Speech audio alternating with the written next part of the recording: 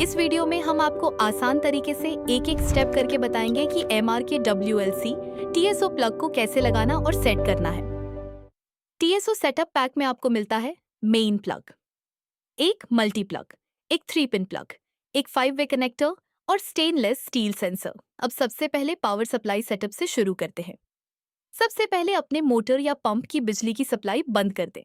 Motor में जा रहा पुराना पावर कनेक्शन हटा दें।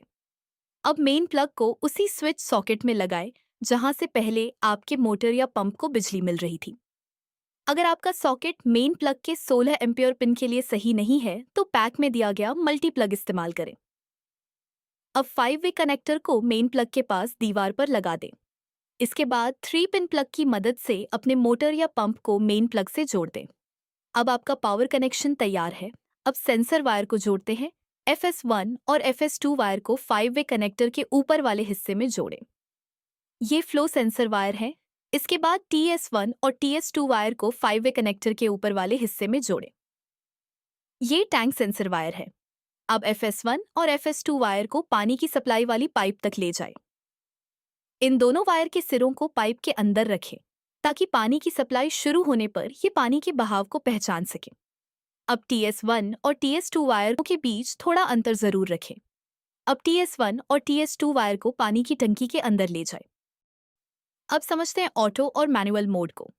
मेन प्लग के साइड में आपको एक रॉकर स्विच मिलेगा। मोटर को अपने आप चलाने के लिए स्विच को ऑटो यानी पोजीशन 1 पर रखें। मोटर को खुद से चलाने के लिए स्विच को मैनुअल यानी पोजीशन 0 पर रखें। ऑटो मोड में जैसे ही सप्लाई पाइप में पानी आना शुरू होगा, मोटर अपने आप चालू हो जाएगी। जब ओवरहेड टैंक भर जाएगा और पानी टैंक के सेंसर वायर को छू लेगा तो मोटर अपने आप बंद हो जाएगी। मैनुअल मोड में मोटर को आप खुद चालू और बंद कर सकते हैं।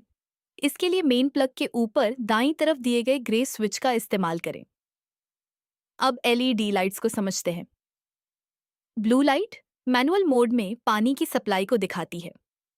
ग्रीन लाइट बताती है कि मोटर चल रही है। रेड लाइट तब जलती है जब टंकी का पानी सेंसर वायर तक पहुंच जाता है और मोटर बंद हो जाती है। और बस, आपका AMR के WLC TSO प्लग अब इस्तेमाल करने के लिए तैयार है।